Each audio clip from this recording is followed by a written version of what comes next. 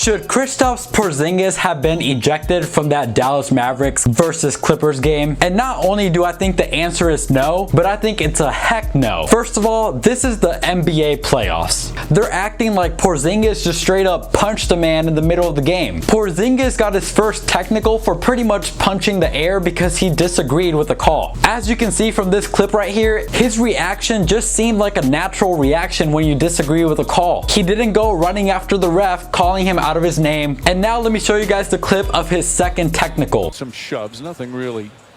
There's got to be a technical though. By who? Morris. I'm not talking about this. I'm talking about the shove of Porzingis.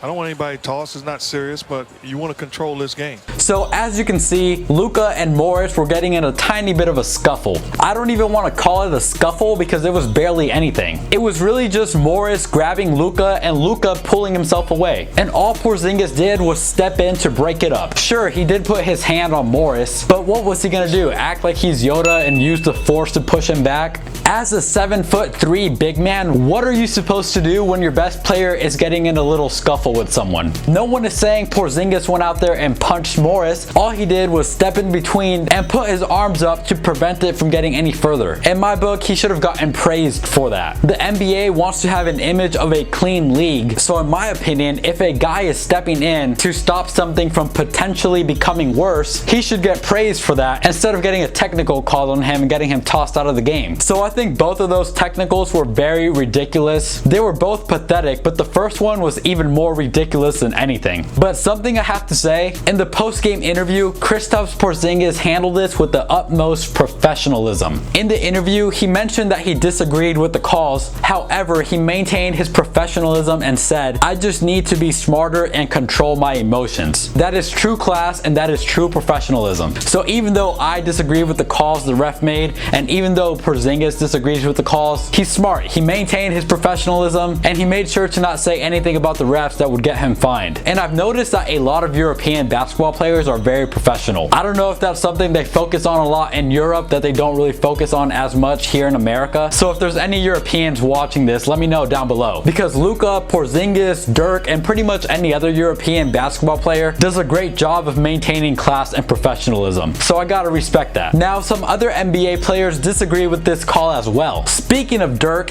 he said, "That ejection is super soft." Once again, I agree 100%. Kevin Love said, "You can't eject Kristaps for that. Protecting the Mavs' best player. That's bad." And yes, I agree with Kevin Love. And then LeBron said, "Man, that was bogus as hell. Man, come on." And even though I agree with LeBron, he is a Laker and I am a die-hard Lakers fan, so I'm gonna translate that tweet into what he really meant. Let me see if my Photoshop is that good. Hold on. Ugh, come on refs. I need the Mavericks to beat the Clippers so I don't have to see the Clippers in the playoffs so I can have an easier route to the finals. That's how I interpreted it. And I'm a Lakers fan, so I have to agree with him on that. But in all seriousness, I agree with the Mavericks, I agree with Porzingis, and I agree with all the guys who are backing them up. He should not have gotten tossed out of that game, and I even think they could have won that game, and here's why. When Kristaps got his first technical, the Dallas Mavericks were up 10 halfway through the second quarter. And then for his second technical, the Mavericks were up 5 in the third. And listen to this, in only 20 minutes of play, Porzingis had 14 points and 6 rebounds. Luka had 42 points, 9 assists, and 7 rebounds in only 38 minutes. And he also set a playoff record for the most points scored in a playoff debut. But at this point, coming from Luka, that doesn't really surprise me. And even with all that, and with Porzingis getting ejected, the Mavericks ended up losing by only 8 points. But it gets even better than that if you're a Mavericks fan. The Mavericks had 21 turnovers and the Clippers only had 11. 21 turnovers is an awful lot, especially for the Mavericks. I know they're a better team than that, and 21 turnovers in a game is not something they're used to doing. So let's say next game they only have between 13 and 15 turnovers. Like I said, they only lost by 8 points. If they only had 13 turnovers, and if Porzingis stayed in the game, they could have won that game. But that's just my take. So to sum it up, no, I don't think think Porzingis should have been ejected. And I think as a ref, you have to be a little smarter than that. You have to think to yourself, okay, we just gave this man a tech a few minutes ago for something that maybe wasn't the best thing to give him a technical for, especially in the playoffs. Do I really want to give him another technical and potentially cost the team the game only because I decided to throw someone out over something that's not that big of a deal? So as a ref, you really have to have a little bit more common sense. I'm sorry if that sounds blunt, but that's just the honest truth. Have some common sense. Understand what you're doing. Understand what's at stake for both teams.